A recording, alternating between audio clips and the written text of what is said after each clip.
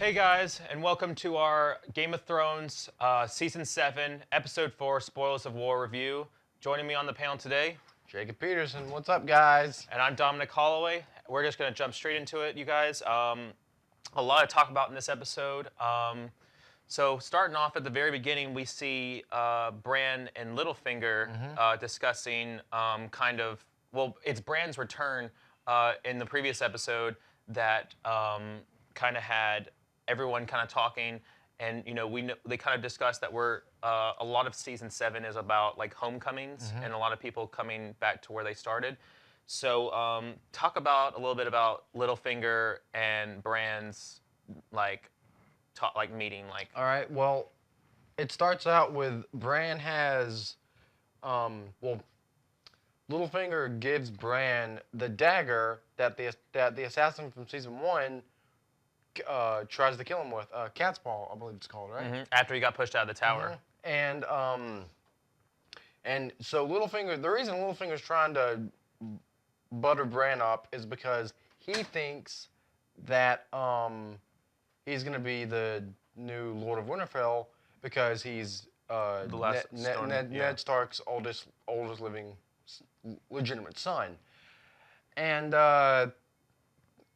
And they say a couple lines back and forth, and Bran looks him straight in the eyes and says, "Chaos is a ladder." The same words He spoke to Varys. he spoke to Varys in season 1, right? Season 1 or 2, and that's only Littlefinger would have, and Varys would know that because he wasn't there. So I mean that shows that He's the three-eyed raven. Bran knows freaking everything. Jon knows nothing, and Bran knows everything. Well, that's gonna happen when you're a Jedi, basically. Yeah. So. And so we also see that Mira, she's on her way. She's leaving Bran at Winterfell to go reunite with her family. And Bran pretty much leaves her on red. Yeah, he leaves her on read. He's like, sorry, I'm the three-eyed raven now. And just monotone. Thank you so much for taking me to Winterfell. Thank you for helping me. Thank you for helping me along the way. And Mira's like, Hodor died for you. Summer died for you. My brother died for you. I almost died for you. And she's like, you died in that cave. Leave, Mira. There's the door. It's gonna be okay, buddy. Leave, Mira. No one likes you. Plot device. Leave. Well, the thing I kind of thought that was weird about that is ever since he came out of that cave and he became the three-eyed raven, I'm like, what's the importance of getting back to Winterfell, really? Because if he can be but even then, I'm like. And he kind of realizes, yes, he's the three-eyed raven, but he's also a crippled three-eyed raven. He has no way to protect himself. You've also got to think about that. Yeah, I guess that's fair. So then we see, right after that, we're still in Winterfell for some time. We see Arya return finally, which was amazing. That shot of her coming over the hill and seeing Winterfell in the distance was so glorious, so good.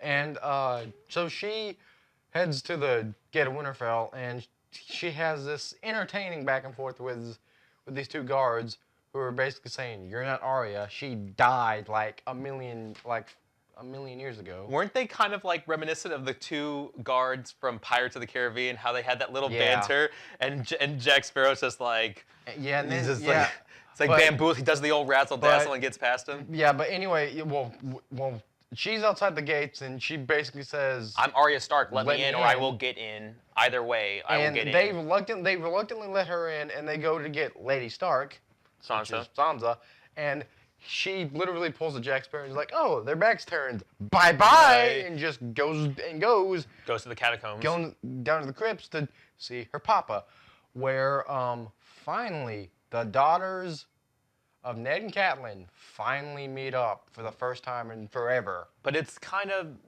you can tell there's some awkward tension because, Arya left with Ned at the beginning in season 1 to go with Robert Baratheon's entourage back to King's Landing. So did Sansa did as well, right? Sansa did a little bit later when she went, but she was more with Joffrey and everything like that. But then, of course, Arya took off after Ned Stark's execution at the end of season 1. She and the Hound went off, and then of course Sansa was kept at King's Landing. She didn't bump into the Hound just yet. That happened much later down the road. I mean, Like, yeah, season, like, but third or yeah, but he fourth. was, but basically that's kind of what, like, That's what started it. that's kind of what catapulted her down this path of like her getting in touch with, the Man of Many Faces, and her training with what was his Syrio Forel? yeah, Oh, Syrio yeah, Forel, yeah. awesome dude. So, but we What see do her. we say to the God of Death? Well, you're just full of quotes today, aren't you? Exactly. Anyways, Always am. so it was kind of awkward though because we know that Arya kind of went through, her whole experience with the Hound, and she was at the Red Wedding, but she was outside of the. Literally outside of the the door. Red Wedding before her whole family got slaughtered. Yep. So she's been through a lot, and then of course Sansa with her mistreatment by Joffrey and by Ramsay Bolton, and everything she's gone through. Arya, nearly dying. Yeah. So they kind of last year. they've both Still been through trying some to- stuff. Still trying to figure out how she didn't bleed out from, getting stabbed in the kidney like 5 times, but Yeah. Well, I mean, Arya's one of the most BA characters on Game of Thrones right now. I mean, she's really held her own. She's survived. I mean, so is Sansa. The Starks, when they're not getting like betrayed, they're all survivors. I mean, Bran was pushed out of a tower and paralyzed and has survived. Arya survived. Sansa survived. John literally got killed. John literally got murdered and survived. Yeah, so I mean, come on. I mean, so I got to give it to the Starks for that. But then I like how they finally kind of use Ned Stark, calling back to him, and how his statue in the catacombs is kind of like, their discussion point to kind of connect over something, Yeah, because they can't 'cause- really connect over their experiences because they're two totally yeah, different and paths they went down. Arya straight up said his face is different. This isn't his face. Yeah. So So then we also see, we kind of cut over to Sansa and Arya meeting up with Bran by the tree, and basically, something I noticed is before they went to go see Bran, I think she also told her about Rickon dying, because I don't think they talked about Rickon. Well, I don't think they. Because remember, she said Bran is here, but I don't think she actually talked about Rickon. Yeah, well, we don't see it, but I think that's implied, because as soon as she says it, you kind of see like Arya's face go from happy to it just kind of drops. Yeah, but then she kind of remembers that she brought up, because Arya and Jon had that nice exchange when he hands her needle. That she kind of had that really nice interaction with Jon in season 1 before he went off to the wall. Yeah. And so I think she really has this really like love for Jon more than probably anybody, probably even more than she did for Robb, just because Jon was so like, because he was the outcast of being a bastard, that he kind of, him interacting with them, like with Arya and Sansa, like remember at the beginning, him and Sansa were not close. Like Sansa was kind of like Catelyn Stark, and they kind of looked down on him a little bit. Yeah. And then, but Arya was she was totally different. She treated Jon like equals, like she was like full on brother, and I think that Jon really liked that. So Arya, when Sansa said that Jon was coming back, I think Arya really, you saw the biggest smile Arya's had like in a long time. Because Sansa said once Jon gets back, I'm pretty sure his heart's gonna blow up. So yeah, so I'm really excited for whenever we get to see that. But I like the whole interaction between Bran and Sansa and Arya, like the Stark reunion. The Stark wolf pack at the Godswood. Boy. But And I like the bit where Bran hands the cat's paw dagger to Arya, saying it's wasted on a cripple. Here, you have it. Now she has the Valyrian steel dagger she's gonna use to kill the Night King. Hopefully, probably not, but that might happen. Well, I think it'd be cool for them to have. It needs to tie in somehow. Like, I think maybe Arya then gets the pleasure if it's not gonna be Jaime or Tyrion, then like if Arya gets to at least kill, or maybe she kills the mountain Or with it or something. no, or maybe she kills. No, she's gonna kill Baelish with it. Oh, kill Peter. I Well, it'd be bet funny. you money. Bet you that'd be pretty cool because I mean I mean, 'cause- he's gotta die I eventually. mean, because that would be an ironic death because that was his dagger, right? well, no, well, he got no, no. it- The no, dagger it- was the dagger that was picked up, and it was used by the Lannister assassin that was going to kill Bran, and then And it it- wound but up at Caitlyn grabbed the dagger and took it with her. But it was- to remember she took it with her to The veil, right? the veil, and then that was the dagger that was used to kill and slice her throat. Yeah, but I'm trying to figure out like the line of the dagger. I think it was Peter's, then it went to Tyrion, then it went to the Cutthroat, and then yada yada yada. Well, So- didn't they say that the dagger, like, part of it was responsible for the or the discussion about the dagger was one of the reasons why they had the giant war in the past. Like they talked about, like that's kind of how that was in giant like war. I think that was in season 1. I think. But, anyways, So he gives her the Cat's paw. cutthroat dagger, and then we see Arya and Brienne square off, which was that so entertaining. That was fun, and you could really tell that like Macy Williams has been doing some serious training. Like she looked like she's been doing that for years. Like she needs to look like it because she's Yeah. literally been trained by probably the three best besides Brienne and John. She's been trained by like some of the three of the best swordsmen in across the different kingdoms. I mean, Yeah. you've had Syrio Farrell. Syrio, and then you had the Hound, and you've had no one. The Faceless Man. The Faceless And Man. I like that little wink. Like who taught you how to fight like that? No one. It's like she's not lying. She didn't lie to you. She's being She's honest. being honest. But so. she only picked one. I'd have been And- the okay, Hound. Okay. Speaking of which, okay, you remember when John said last season to Sansa, "I'll protect you." What did Sansa say back to him? No one can protect me. Maybe that was a wink to the audience. Well, that's kind of a wink to the audience and saying like Arya probably that like Littlefinger's going to try to make a move to like, I don't think that he's going to be overly like because that's kind of like that would be bold of him to make that kind of thing. He's more behind the scenes. I think he's going to try to make a move sometime by the end of the season. And he's going to get killed by Arya. I don't think we're gonna see. I don't think we're gonna see John at Winterfell. Go back to Winterfell before the season's over. I don't think so. I mean, they showed the unless he just bypasses Winterfell, they show him in the north. It looked like in the next episode for the preview for the next episode. Yeah. Well, I don't think they were. No, I don't think they were beyond the wall. I think that was just a. No, but they were in the north. Like it was him with Tormund. I'm pretty sure in the teaser for episode 5 they showed him with Tormund. Yeah. In the north, but like they were.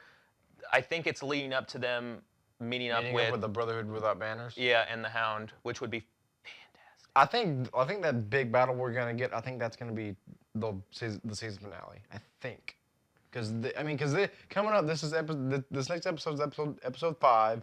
Then we've only got 2 episodes left. So. Yep. And traditionally, I know episode 8 is usually like the big like. No, it's episode 9. It's always the penultimate episode. It's always the episode before the finale where all the big stuff happens. So hey, maybe something crazy happens in episode 6. I don't know. Because wasn't it? Except for I think season 1, because I think the finale was when they killed Eddard when they killed Ned. No. I think that was episode 9. I'm pretty sure that was episode 9. We can look into it. I think that it was. Which you're probably right. It wasn't the finale because the finale was Daenerys giving birth to the dragons. That was what happened. Okay, well then, but like in season 3, the Reigns of Castamere, that was episode 9. Like the Red Wedding was episode 9. That wasn't the finale. Yeah. But anyways. To continue. So now moving on, we go to we meet up with Cersei, and she's speaking with Tycho of the Iron Bank of Braavos, and basically she's reaffirming that they're getting the gold to basically pay off their debts, and she wants to use whatever other money she gets from To taking over hire Highgarden. She wants to hire the Golden Company. Yeah.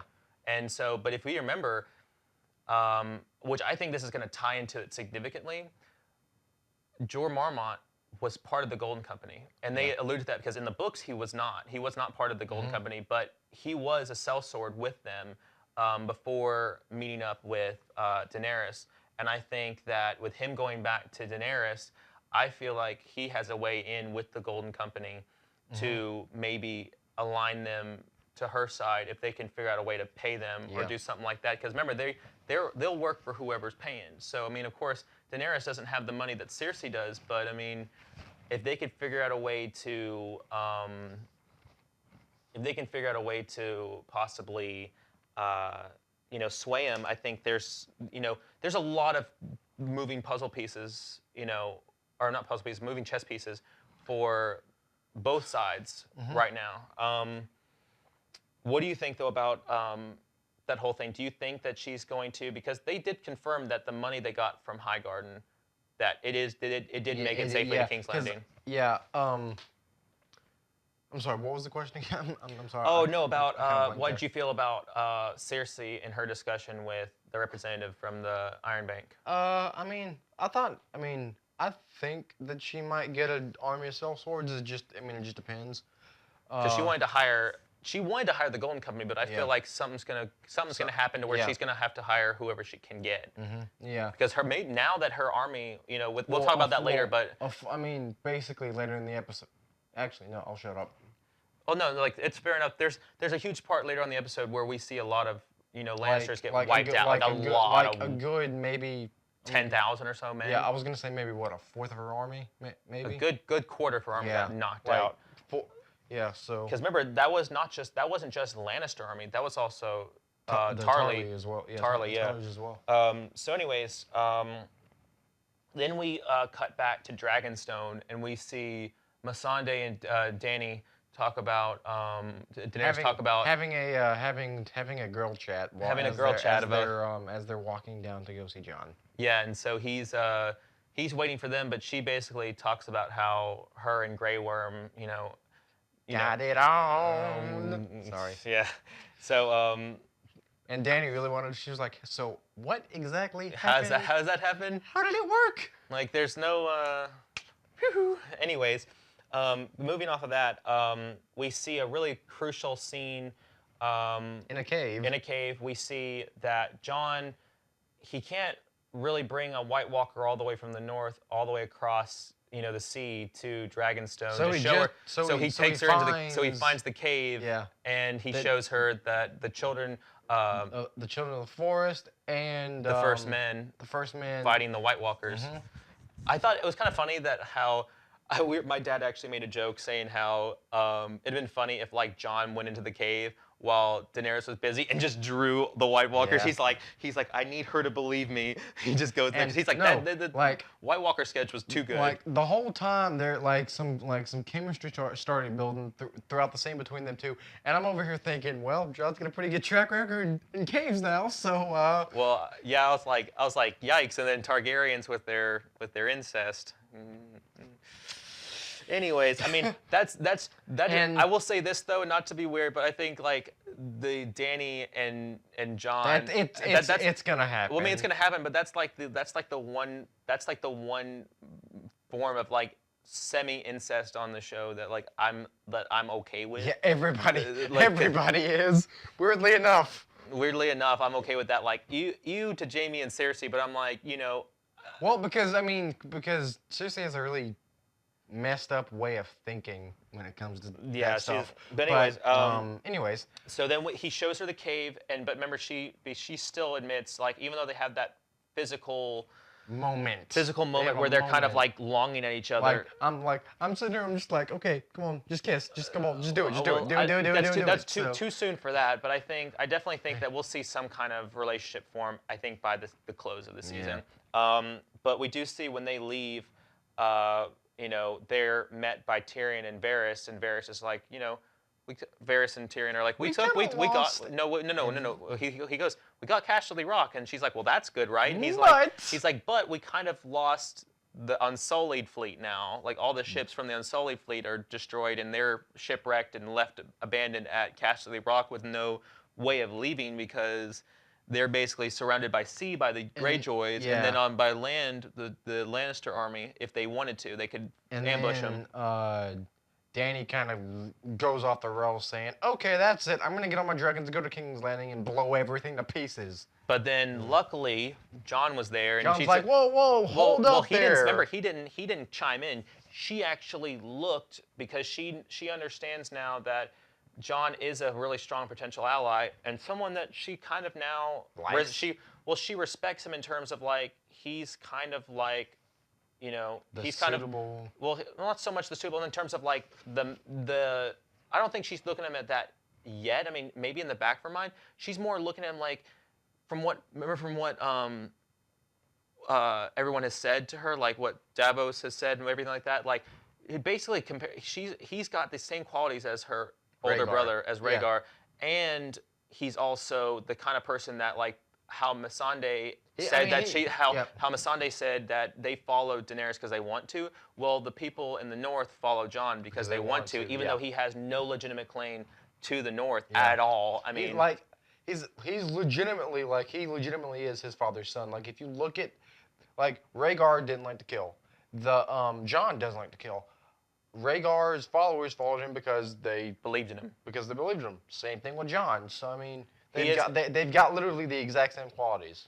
Yeah, they have a lot of the come on, same people. qualities. They have a lot of the same kind of like, you know, the way they describe. Because we never saw Rhaegar, because Rhaegar was killed. Wasn't he killed at the Battle of Blackwater? Yep. I'm pretty sure Robert Baratheon stoved his head in with that freaking warhammer. So.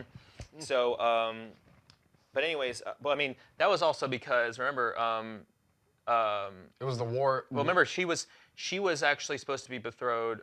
John's mother was supposed to be Eddard's sister was supposed to be betrothed to Robert, and then she eloped with Rhaegar, and then that caused a lot of contention because she said That's basically why the rebellion happened. yeah, and Like- then I mean that and the fact that she even said, or not she said, or no, yeah, when she told him at the end of the season, when she told Eddard, she was like, you know, protect him. She's like, because if they find out who he is, they'll want to kill him He's too. gonna kill him, yeah. So, but anyways, moving on. Then we see Theon come up on with his one Greyjoy. That with his was one such an Greyjoy ship. amazing scene. Like, Well, what Theon showing up? yeah, because think about it. John hasn't seen him since the first season, and John knows everything he did, burning those two boys, and betraying Robb. Because think about it. Theon is the reason that Robb lost the War of the Five Kings. Because if he would have gone to Pike and got the ships like he said he would, then Robb would have never had to have gone to the Red Wedding or whatever To appease to Walder Yeah. Frey.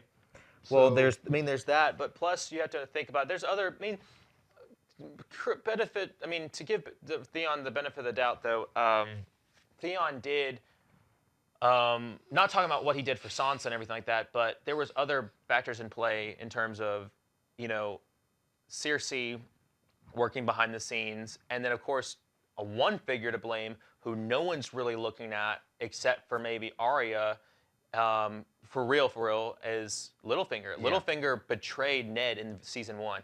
He held the Actually, dagger to Ned's throat at King's Landing. Littlefinger is he is the entire reason for this show happening because He's caused a lot of problems. No, because he told Liza Aaron to poison John Aaron. So he's literally the reason that this whole Game of Thrones started. He's the reason. Right, and so I feel I'd put more blame on, you know, on the Lannisters, particularly Cersei, and Tywin, and probably Littlefinger for Ned and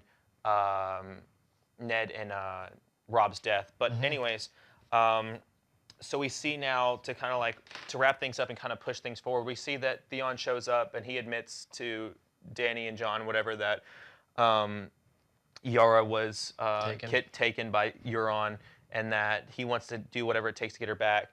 And then we cut over, though, to somewhere in the Reach where, which is the best part of the episode, when we see Jaime and Bronn sitting there with the gold and, well, the one bag of gold that he gives Bronn, and then so what was there at high? They were transporting because remember they said the gold had already made it to King's Landing in the first wave of the transport.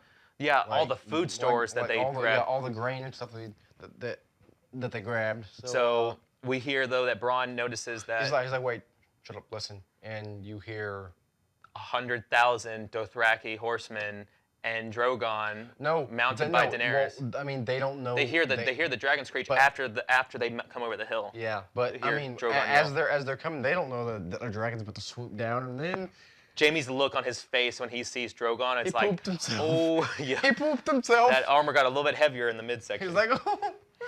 Oh my God! So, man, that was a big. Well, they needed to pull out a win, though, because we saw in the last 2 episodes, though, in the end of episode season or the end of episode 2, when Euron decimates the Greyjoy fleet, and then everything happening with Elena Martell and not Martell, Elena Tyrell, and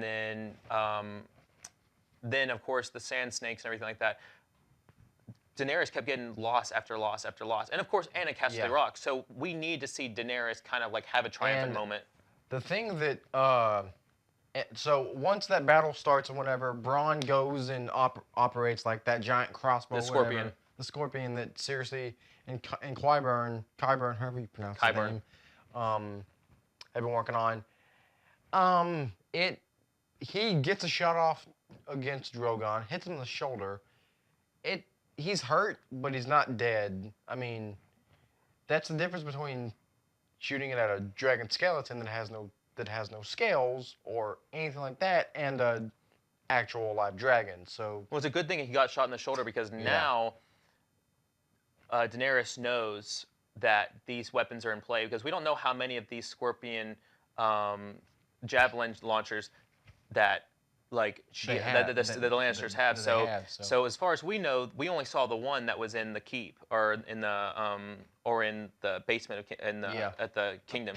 The basement. Yes. So, sorry. I keep forgetting. They call it something, but I keep forgetting. The Dragon Crypt or something like that. I think that's what it is. It's Robert's personal thing, but so she just decimates. They just wipe out between the 100,000, because they even said, I looked it up. I was like, how many did they have? They had the entire Dothraki army. Yeah, it was an insane amount, and that might be the best episode of Game of Thrones, like, or at least the best 10 minutes of it. Like, that was very satisfying. It was good. So to kind of wrap things up at the end of the episode, we see Drogon land on the ground. We see Daenerys trying to remove the Scorpion bolt from his shoulder, and then Jaime tries to seize the opportunity. Jaime gets the bright idea. Let me charge Dany and try to kill her. Well, look at Tyrion, though. He said, Tyrion's like, idiot. Run, you idiot, run! Don't stop, run, go the other way. And he nearly gets it, and then Bronn luckily saves him. I mean, imagine if Bronn wasn't there, he would have been. If Bronn hadn't jumped off that, well, I know, but if Bronn hadn't jumped off that launcher as quick as he did, remember, because Drogon eviscerated it and then smashed it with his tail. I mean, that launcher's done for good. Yeah. But then we see that the end of the episode ends on a cliffhanger with Jaime sinking. He's not dead. Oh, no. He's not dead, but I'm saying he's sinking to the bottom of that lake. Bronn's fine, because Bronn doesn't have any armor on. And he's on his way down there to get him back up. But then, kind of what we talked about before the episode, though, there's no way to avoid it, because Drogon and Daenerys are at the bank of that lake. You have the entire Dothraki army decimating the rest of the Lannister battalion. They're gonna get kidnapped. He's gonna get taken hostage, and I mean, you said this before. They're gonna try to strike a deal with Cersei to trade well, that's just our theory. And they're gonna try to trade Yara for Jaime and some food, to think that's an equal trade. And Cersei, being as psycho as she is, she's gonna say, "No, I'm good," and that's gonna make Jamie switch sides, and We'll see. We'll see. I So, mean, maybe she might I- come through with it and bargain for her brother and actually Maybe. give, because I don't think she really has that much hate for the Greyjoys. Because I mean, remember Euron, that might cause some tension between her and Euron though. What? Yeah. Because probably. I mean, because we do know with what Euron, like how Euron at the battle in the like the very beginning of the show, actually before the show, it's implied that remember that Euron was there and he killed a whole bunch of Lannister bannermen. Yeah. But then I don't think Cersei has hate for the Greyjoys. Like not for Euron's faction of the Greyjoys, for Yara and. but even then they didn't really do much except align with Daenerys. I think she would trade Yara for. You've got to think, rebellion in her eyes is. I mean, it's not as bad as it's a what death Daenerys though, because remember Daenerys was like open rebellion, you're dead. Like Cersei's more like, you know, she went after hers was all about revenge, and Yeah. while Daenerys was more about like leading and yeah. getting the Iron Throne, because she really only cared for Elena Martell and Who's dead. and the Mama Martell, who is watching her daughter die. Well, I mean, she's good as dead. She's good at too. So, but anyways, I mean, that was basically it. We kind of know that basically Jamie. We at least know that much that Yeah, Jamie and Bronn. There's no way they're getting away Jamie's from Drogon fine. and Daenerys. Daenerys. I think it would be like the same. Like if you kill Jamie, people are gonna be really. That's one thing I think we can both kind of agree on. It was really hard, like when she shows up with Drogon and the Dothraki, like that was such a like awesome oh my god moment. But like at the same also time, I you're was like, I like. turn Talon around the other way. I was like Jamie and Bronn. I was like, I don't want them to die though. Like Yeah, I don't 'cause, care about the Tarleys like dying, 'cause even though that is I Samwell's remember- dad and brother. I mean, but they're both jerks. Yeah, they basically um, betrayed Elena. But but the thing is with that is, I mean, I remember I was watching it with my parents and my girlfriend, and the whole time my girlfriend just saying, "Don't you kill my Jamie? Don't you do it? Don't you kill him? Don't you do it? Don't you do it?" He's either gonna bite it by the show's end from either by a dragon or something, or maybe him and Cersei are gonna kill each other. I have a theory that he's gonna go to kill her and maybe she stabs him in a vital place and he bleeds out and dies. I don't. I mean, something crazy is gonna happen. But I feel like Tyrion's the only, if we can even assume that he's maybe a Lannister. No, he's a Targaryen. Well, we don't know. We that. don't know that, But we know that Jon is a Targaryen. But as far as there's been speculation that here's my Tyrion is a Targaryen. Here's my theory. It was heavily implied that Jon was a Targaryen since the first season, and it's been. I mean, we know that Tywin despised Tyrion. But that's because he despised him because he blames him for his wife's death. But in reality, if his wife was, did commit adultery and sleep with the Mad King and was having, and then Tyrion was the result of Mad King. Of course he's gonna hate that child. He must have had suspicions though. Yeah, but I mean, anyways, this was a really good episode. I really can't wait to see what the next episode's gonna be. But it's gonna be hard because like every episode I've noticed with season 7 has been better than the one before it. So that's been our reviews and our thoughts on episode 4, Spoils of War. We hope you enjoyed this review, and we can't wait to talk to you guys about episode 5 next week. So stay in tune for that, and make sure to like, comment, and subscribe for more Game of Thrones news. Yep. So till next time, guys. See you later. See ya. Thank you guys so much for tuning into this video. We hope you liked it. Let us know that you liked it by liking the video, commenting below, and subscribing to our channel for more future content from the Injustice Nerds Among Us podcast. And look in the description below to follow us on Facebook, Snapchat, and Instagram for behind-the-scenes videos and video updates. And we really hope you enjoyed, and we will see you next time. See you guys. See you guys.